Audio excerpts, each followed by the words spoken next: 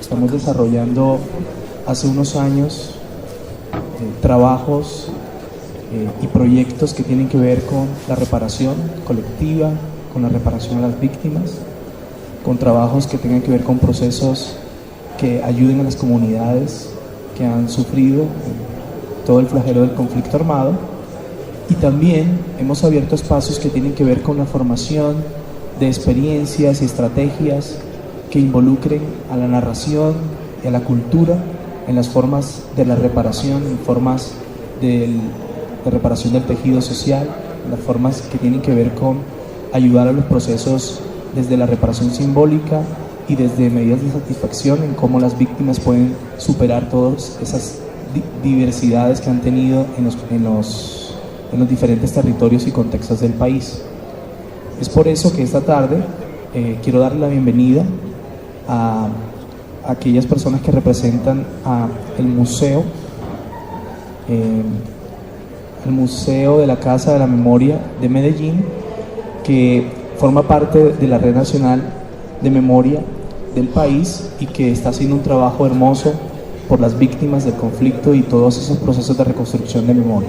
Entonces, bienvenidas. Bueno, muchas gracias. Mi nombre es Carmen Millán, soy la directora del Instituto Caro y Cuervo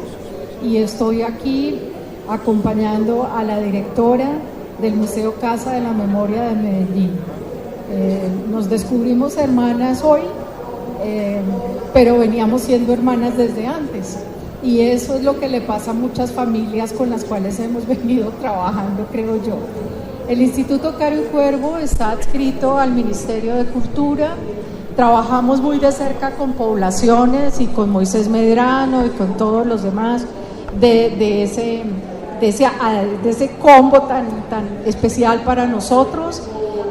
Y estamos aquí porque en conjunto con el Museo Casa de la Memoria estamos desarrollando un trabajo dentro del portafolio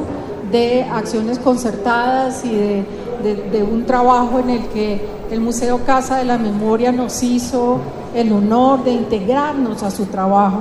para un proyecto del cual se va a hablar a continuación. Queremos contarles que el Instituto Caro y Cuervo es una institución que este año cumple 75 años de juventud acumulada en agosto, que no es una institución que prescribe sobre las normas del uso de la lengua y que tiene como misión proteger y salvaguardar no solamente las formas de habla del español en Colombia, sino las 68 lenguas indígenas que aparecen en el catálogo, todas de lenguas en peligro que ha hecho la UNESCO, y las lenguas criollas sanandresano y palenquero, y también la lengua romaní que habla la comunidad gitana, además de la lengua de señas colombiana de la población en discapacidad auditiva. El instituto tiene en este momento 4 maestrías que desarrollan esa misión: lingüística, literatura y cultura, cuya directora está aquí hoy con nosotros, el subdirector académico también está con nosotros, y el equipo de prensa nuestro nos está acompañando, y estará con ustedes en breve Magnolia González. Sí, le estoy cambiando el apellido. Magnolia Sáenz, que es la persona que ha estado al frente del proyecto del cual se va a hablar esta tarde. Y nuestra maestría, no me faltan 2, que son las maestrías que empezaron este año que acaba de terminar, en el segundo semestre, en estudios editoriales, y la maestría en enseñanza, pedagogía del español como segunda lengua y como lengua extranjera. Como segunda lengua para comunidad indígena, cuya lengua nativa no es el español, y para población en discapacidad auditiva, de manera que tenemos en nuestras aulas traductores para trabajar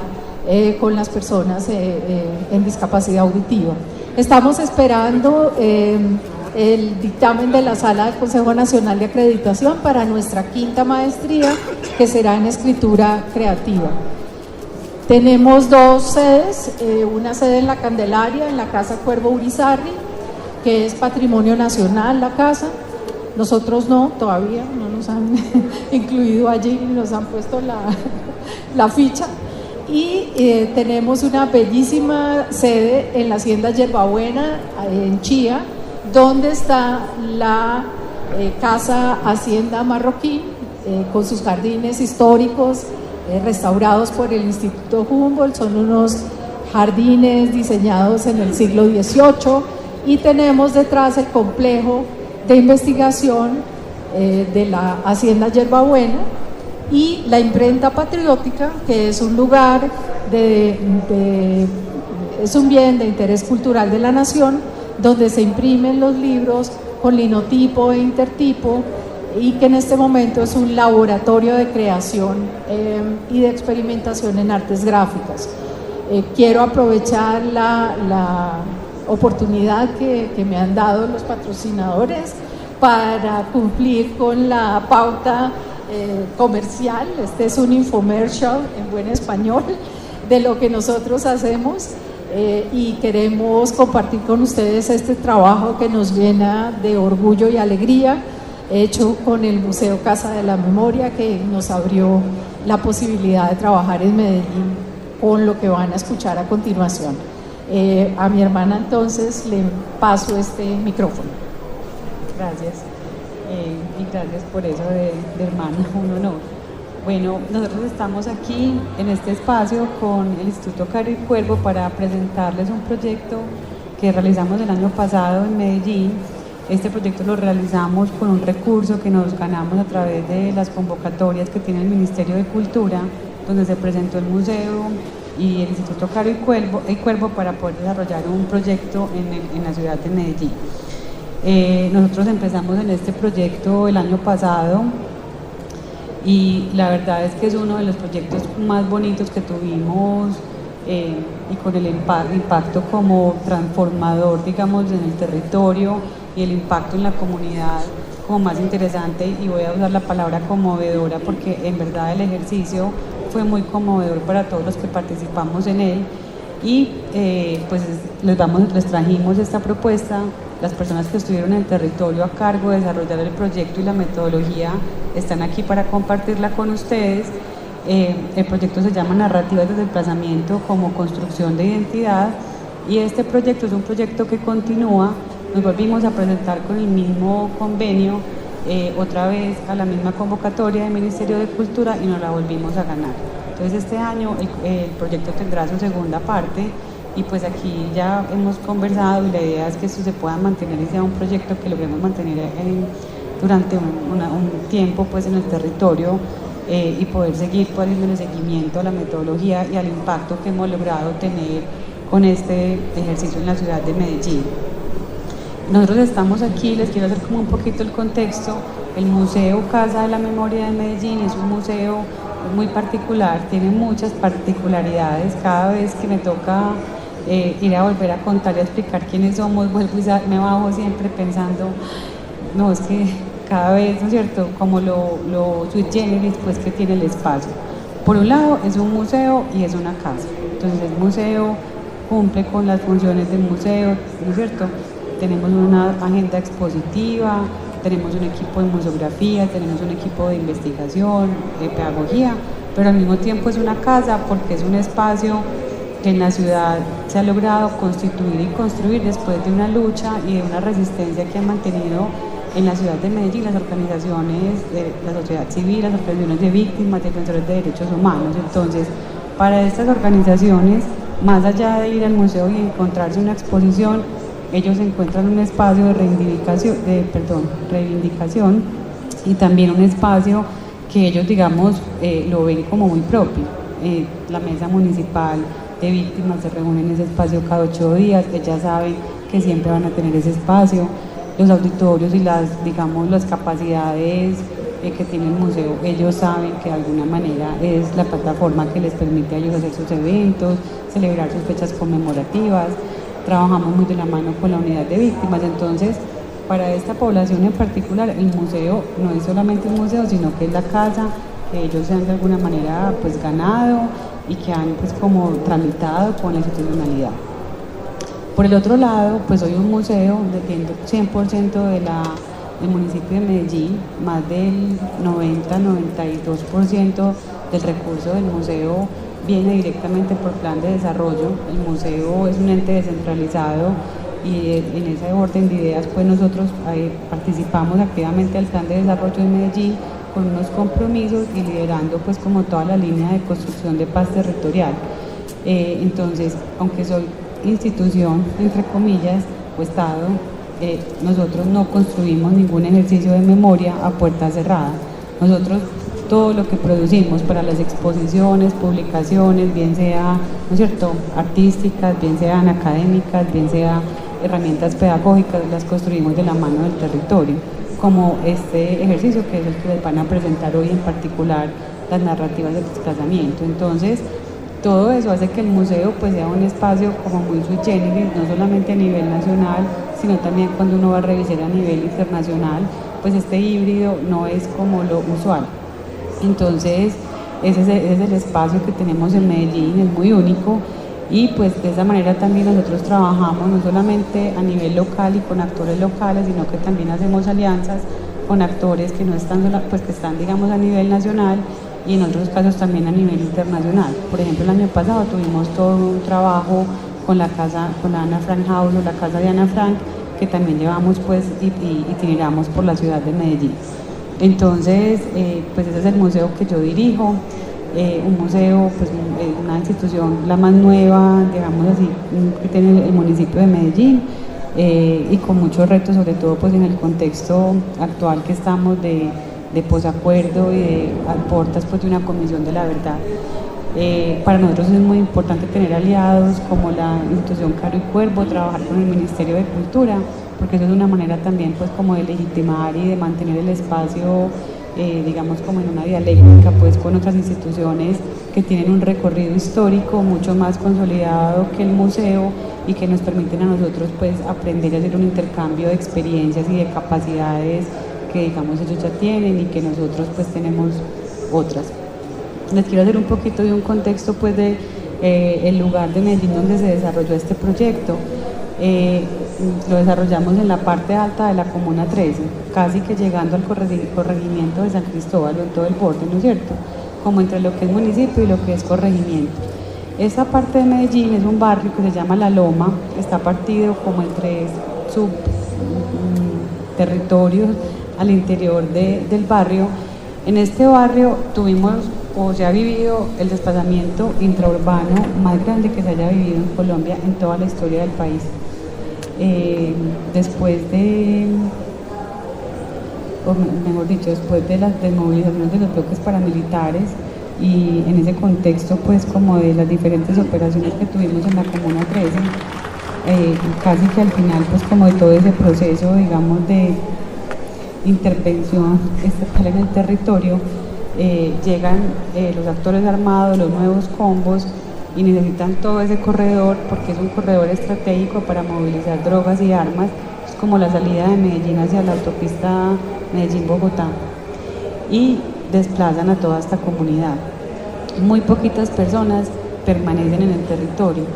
Fue tal como la crisis que se vivió en la ciudad que eso puso a la unidad de víctimas de la ciudad de Medellín como en un jaque, ¿no es cierto?, como no tenían las herramientas, ni la estrategia, ni la metodología para poder responder a ese tipo de crisis que se vivió en la ciudad. Entonces ellos decidieron irse, la unidad, movilizarse hacia el territorio, y toman la decisión de quedarse con esas personas que deciden quedarse en sus casas y no volver a dejar ese barrio. O sea, se pasaron a vivir literalmente al barrio con estas personas que deciden quedarse, después de una crítica muy grande que se le hace al alcalde del momento, que era Aníbal Gaviria, donde mostraban unas fotografías de las familias bajando de la loma y la policía y eso ayudando a hacer el trasteo, pues ayudando a la gente a sacar sus pertenencias, porque esto se van de la casa ya, entonces la gente empacando a la carrera, ¿no es cierto?, lo que lograban sacar de la casa. Y eso se volvió pues un tema muy mediático de la nueva, creo que era como la nueva empresa de mudanzas de Medellín. O sea, el mismo municipio lo que podía hacer era: venga, lo ayudo a que saque las cosas, más no a permanecer en el territorio. Y a partir de eso pues empieza a acompañar a estas personas que deciden quedarse, y poco a poco han ido volviendo a muchas de las personas que se fueron del barrio, han vuelto a recuperar sus casas, que las estuvieron, si uno va a la Loma todavía encuentra casas que dicen esta casa está desocupada, pero la estamos vigilando, pues está cuidada, esperando a que sus pobladores vuelvan. Y muchas familias empezaron a retornar, y fue exactamente con esa población con la que se hizo el trabajo.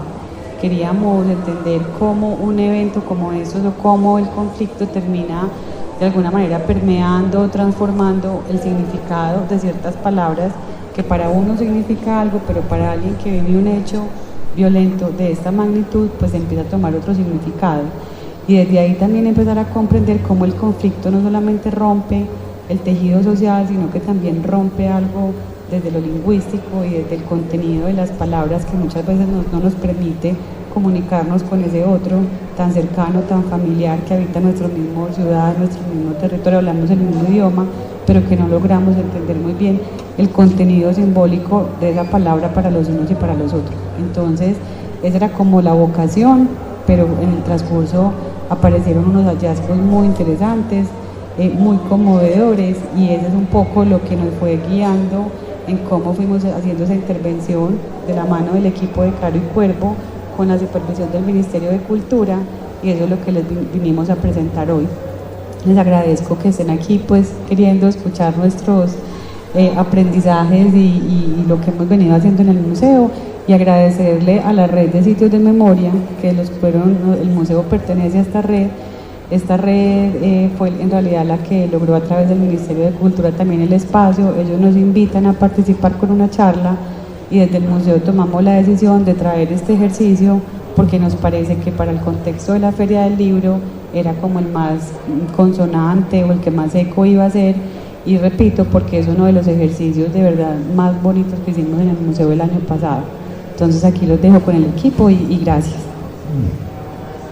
Buenas tardes, mi nombre es Melino Campo y voy a facilitar la conversación que vamos a tener entre Magnolia González, que es investigadora del Instituto Caro y Cuervo, y Fernando Hoyos, que es investigador del Museo Casa de la Memoria. Cualquier pregunta que tengan me levantan la mano, yo estoy atenta para darles la palabra y digamos hacer este espacio muy ameno y de conversación directa con ustedes. Pues me gustaría que empezara esta conversación y que Fernando y Magnolia nos pudieran contar cómo se construye un proyecto investigativo en donde aparecen dos instituciones como el Museo Casa de la Memoria y el Instituto Caro y Cuervo, pero que adicionalmente también se construye de la mano de las comunidades con las cuales se va a realizar. Entonces me gustaría empezar esta discusión con esta pregunta. Bueno, este proceso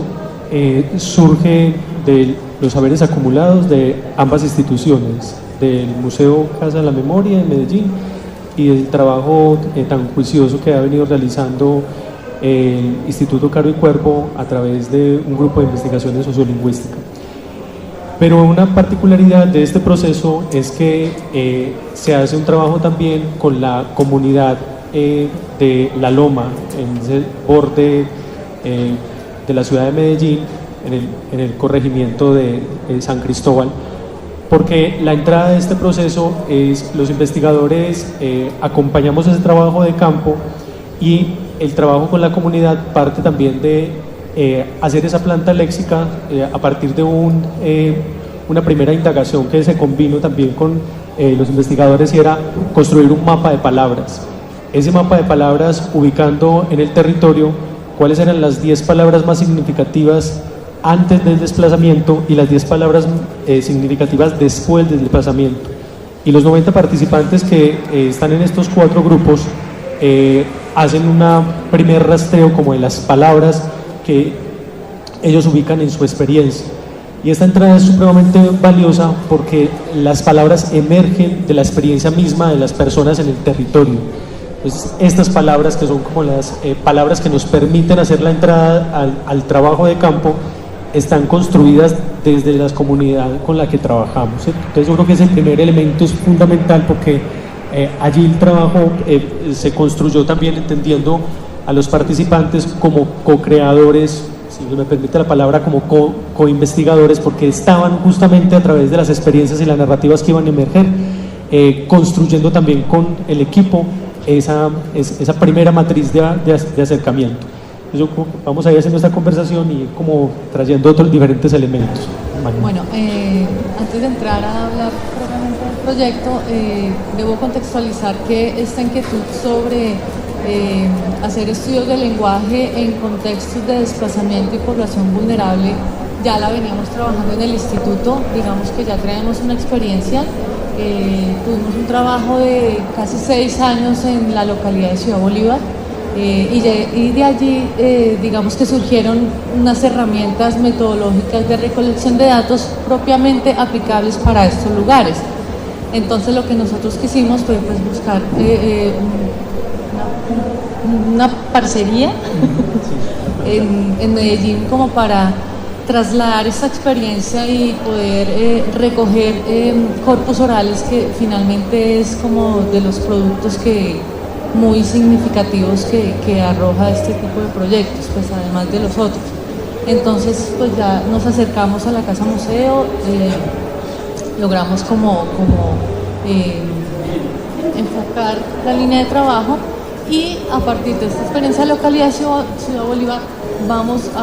hasta el Cañón San Gabriel, que es donde pues, se realizó el proyecto. Nosotros de entrada, como decía Fernando, nuestra experiencia como lingüistas, sociolingüistas, nos ha dejado que a veces uno como académico, uno llega puesto ya con unas teorías y unos modelos preestablecidos a hacer en campo. Y hemos aprendido que finalmente cuando tenemos que trabajar la lengua en su uso, pues es el campo que finalmente nos va a determinar a nosotros de qué manera acercarnos y cómo interpretarlo. Entonces, digamos que esa fue una de las experiencias que nos ha dejado como todo este trabajo. Entonces, llegamos allí y la idea era, a partir de los talleres y del trabajo con la comunidad, lograr sacar a partir de unas narrativas, las narrativas entendámoslas como unos discursos espontáneos sobre memorias, ¿cierto? Y sobre todo pues en esta población en particular, cómo fue ese proceso de desplazamiento, de retorno, porque pues si bien muy pocas familias se quedaron allí, digamos que en este momento están atravesando por un proceso de retorno, y un proceso de retorno implica volverse a encontrar con eso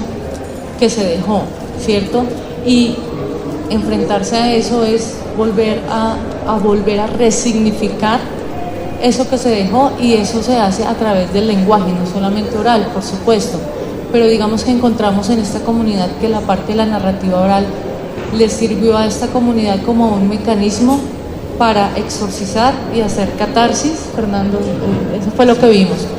para poder sacar eso que tenían y empezar como un proceso de territorio y de apropiación a ese lugar que siempre fue de ellos y que fueron pues desarraigados por problemas de conflicto, ¿no? Entonces digamos que para seguir la idea, las palabras que componen la planta léxica, es una planta léxica muy corta que ya hablaremos más adelante, prácticamente son palabras que emergen en este contexto de desplazamiento y de retorno, y que emergen es en la comunidad es la que las propone, ¿sí? Entonces son palabras que por su frecuencia, ellos en sus discursos, son palabras que emergen constantemente. Entonces eso forma parte de un discurso de retorno, de un discurso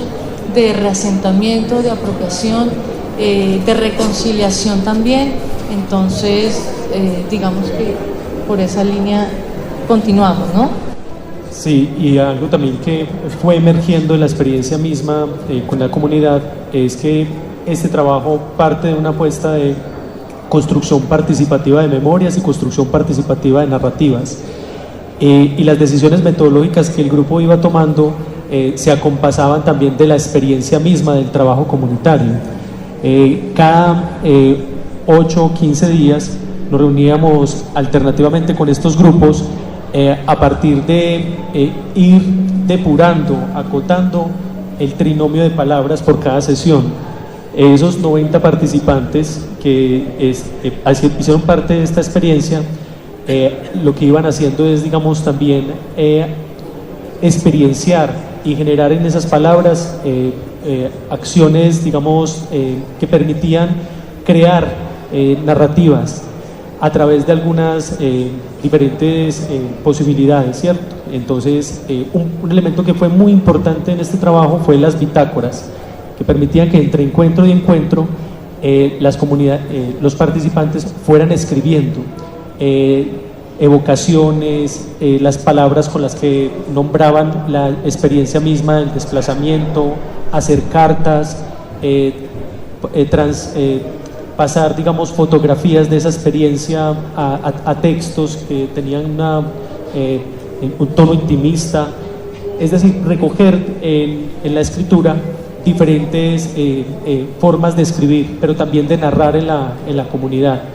Y eso fue permitiendo como ir generando, así como le dice Magnolia, ese corpus, o sea, que escribir luego se podría convertir en diálogo y se podía convertir en conversación. Pero ustedes se preguntarán cuáles fueron esas 20 palabras que emergieron, que también es muy importante poderlas ir precisando, porque ese fue como el hilo conductor, que también fue nos permitió ir tejiendo la experiencia misma de esta experiencia donde no solamente estaban los investigadores yendo al territorio, sino encontrándonos de manera permanente y sosteniendo una relación que permitía desarrollar encuentros y conversación y sostener una conversación. Entonces aquí, digamos, yo creo que Magnolia puede contarnos muy bien pero quiero introducir esa breve frase de Pablo Neruda en un poema que se llama Las Palabras, que leímos con ellos, que dicen: las palabras tienen sombra, transparencia, peso, plumas, pelos, tienen de todo lo que se les fue agregando de tanto rodar por el río, de tanto transmigrar de patria, de tanto ser raíces, son antiquísimas y recentísimas. Bueno, entonces salen 21 palabras, de las cuales pues forma parte de una pequeña muestra que nosotros denominamos planta léxica. Básicamente, una planta léxica es una lista de conceptos con sus acepciones, ¿sí?, que giran en torno a un tema específico, en este caso pues al tema del desplazamiento y del retorno. Entonces, nosotros, esta planta léxica inicialmente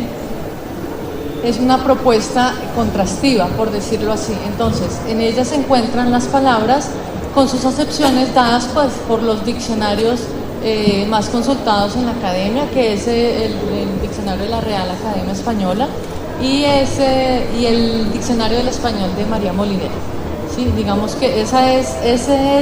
sería una acepción normativa, pero nosotros, adicional a eso, ponemos lo que son las acepciones dadas por la población, y es muy interesante lo que pasa allí, porque los significados, esos significados emergentes, esos nuevos valores que se les dan a los conceptos, están permeando todos esos procesos que está sufriendo esta población en ese momento de retorno, de apropiación, de territorio, de unión, de familia. Aquí tenemos, por ejemplo, pues las 21 palabras. Tenemos que, por ejemplo, familia, miedo y volver, pues semánticamente, hablando en semántica tradicional, pues se diría, pues no hay una cercanía muy fuerte que vincule esas tres palabras, pero resulta que para ellos familia, miedo y volver prácticamente emergieron en un solo discurso, porque para ellos están vinculadas, porque para ellos eso es lo que en ese momento representa su vida y su identidad como comunidad, porque así es como ellos se están conformando a nivel de comunidad, ¿cierto? Para ellos familia no es solamente la familia, sus hijos, sus sobrinos, sus abuelos, sino la familia para ellos son los vecinos que están a 5 calles. Es donde van y comparten un sancocho, ¿sí? Hay otro tipo de valores agregados que empiezan a adquirir este tipo de contextos en estado de vulnerabilidad. Entonces, lo que quisimos presentar allí es, bueno, ya sabemos lo que dice un diccionario normativo sobre familia, pero yo quiero que me digan, en un contexto de desplazamiento, ¿qué es el concepto de familia? ¿Cierto? Entonces, yo quisiera compartirles aquí un ejemplo, por ejemplo, de la palabra resistencia, que es bien particular, ¿no? Entonces, la palabra resistencia, en un diccionario normativo aparecería como: se atribuye una intención a la cosa que ataca o se individualiza, o es de orden espiritual, con no dejarse mover o influir por una fuerza u otra cosa. Ahí hay otras más, pero para cortar un poco el ejemplo. ¿Cuál es la excepción para la población de El Cañón y San Gabriel? Es un sentimiento de triunfo después del sufrimiento. El ejemplo es: tuve miedo y lo enfrenté, tuve tristeza y la vencí, intenté levantarme y caí 1000 veces, me decepcioné y me di cuenta que perdiendo también se gana. Entonces, nosotros con este ejercicio, digamos que nos abre también o nos sugiere una nueva manera de acercarnos al estudio del lenguaje o del español propiamente en este tipo de contextos. Realmente no se trata hoy en día de acercarse y ver cómo está variando la lengua allí, sino cómo poder entender que estas resignificaciones están permeando nuevos tejidos sociales, nuevas maneras de reconstruirse. Entonces creo que es como la apuesta que nosotros le estamos haciendo, pues desde la lingüística y desde el Instituto Caro y Cuervo, digamos que creemos que sería como la manera de poder aportar o de poder dar algunas herramientas que le permitan también a algunas instituciones acercarse como con mucha más realidad a este tipo a entender por lo menos este tipo de fenómenos que pues son muy cotidianos para nosotros, pero cuando uno está en campo y cuando uno está trabajando con ellos, la realidad es otra. Hay algo interesante y es cómo se teje, cuál es la filigrana en cada encuentro para que emerjan estas definiciones desde la experiencia, que son como definiciones también compartidas. Y es que en cada encuentro hay un trabajo articulado, desde Caro y Cuervo eran muy juiciosos registrando toda la sesión, grabándola, pero también la compañía de un fotógrafo que nos permitía como capturar esos momentos que son muy efímeros, y también un guión que construíamos conjuntamente en torno a cuál era la experiencia que iba a permitir que emergiera la narrativa, el relato, ese momento a partir de esa palabra generadora. Y pasaba por múltiples posibilidades. Había siempre, digamos, como un momento que lo nombramos como una tecnología del encuentro, pero que podría llamarse como un pretexto para conversar, para acercarnos. Y ese acercarse entonces permitía que el grupo entrara como en confianza de que construir conversación, entrar en el relato del otro y construir palabras, intercambiar palabras. Pero después entonces emergíamos hacia diferentes momentos. En una de las sesiones, lo recuerdo muy vívidamente, estábamos explorando la palabra dolor, y esa palabra tiene una connotación especial en esta comunidad que salió de su casa, de su territorio, que retorna, pero ¿quién exorciza ese miedo? Y el dolor que queda también en esa experiencia del desarraigo, de tener que haber salido. Y exploramos una metodología que incluso aprendimos de otras experiencias en Brasil, que era escribir en una tela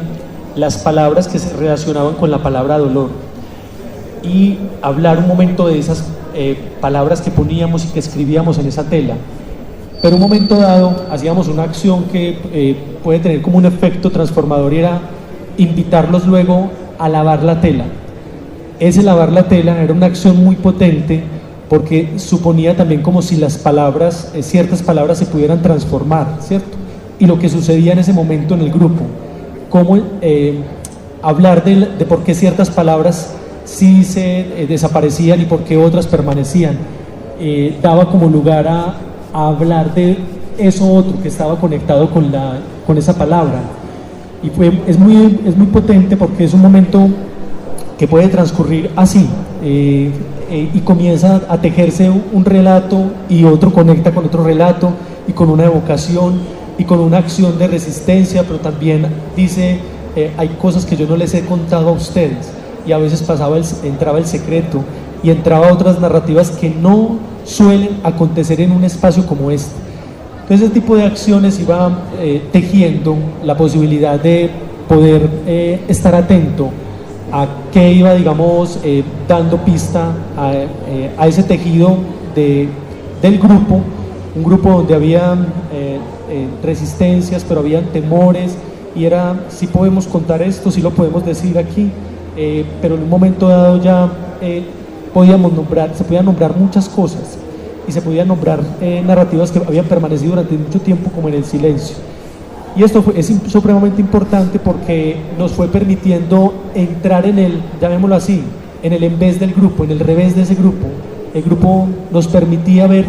o nos permitía ser testigos y participar de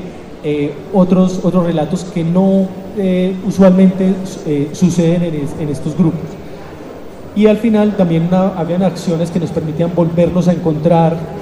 dejar abierta esa pregunta para seguir escribiendo sobre ella, y eso nos permitía como un paisaje narrativo muy especial entre sesión y sesión. Yo creo que pues ahí también Magnolia puede compartir en algún momento como experiencia ella también como investigadora, eso otro que pasa en las sesiones, porque había momentos que uno decía, ¿y qué sigue aquí? Y cómo tejer este momento, pero el grupo mismo también yo creo que nos iba enseñando por dónde ir tejiendo esta experiencia. Yo creo que eso es muy importante, es como el grupo también ayuda a que este trabajo se sostenga en el tiempo. Sí, pues como anécdotas tenemos varias, ¿no? Había momentos en que empezaban a fluir unas narrativas, pues las mujeres allí, por lo general, las mujeres en la guerra sufren de una manera bastante fuerte, porque creo yo que sienten todo el peso de la guerra encima. Entonces, digamos que cuando estas mujeres empezaban a narrar sus experiencias y empezaban como en un estado de, no sé cómo decirlo, como de catarsis, y se callaban y se miraban, y había un mudo colectivo, y nosotros como que nos vamos, nos quedamos, ¿qué hacer aquí? Tú siempre salías con alguna palabra que hacía que eso explotara. Entonces, yo creo que por eso menciono y rescato mucho esta experiencia, es como estas narrativas que al comienzo simplemente eran una parte metodológica para acercarse al análisis del lenguaje, cómo esta metodología en estas comunidades fueron un mecanismo para soltar eso que tenían y empezar como un proceso de reconciliación con esos miedos, con esos dolores, angustias, porque contaban unas cosas pues de verdad que muy dolorosas. Entonces creo que eso se fue dando en la comunidad como unos espacios de hacer catarsis, de soltar, de resignificar eso que estaba ocurriendo allí, ese miedo, ese volver, esa resistencia, la esperanza. La casa, por ejemplo, allí no está el concepto de casa, pero casa, para esta población, casa antes de que ellos salieran, significaba otro tipo de valores. Era su casa, su familia, sus amigos, sus hijos, pero el retornar, eso les implicaba, una casa les generaba, volver a su casa les generaba no solamente eso, sino también ambivalentemente otros significados como la tristeza, como el miedo, como el terror, porque a muchas de estas mujeres les mataron sus hijos, porque la lucha, digamos que la estrategia que tomaron allí los del Combo fue cogerla contra los jóvenes, o ustedes forman parte de nuestro combo o se mueren. Entonces allí digamos que hubo una población juvenil que murió, digamos, en ese conflicto. Entonces hay muchas madres que comparten ese dolor. Entonces creo que pues yo todavía sigo muy, digamos, asombrada por el impacto que un proyecto que nunca previó este tipo de transformaciones en la comunidad, porque como les comentábamos, pues veníamos de otra experiencia, pero que en el transcurso se fue dando y que es gratificante ver como un proceso de esos en el que pues simplemente nosotros fuimos mediadores, pero que finalmente fue la comunidad misma la que logró como la que está logrando llegar a otros procesos más conciliatorios, podría decirse, ¿cierto? Transformadores.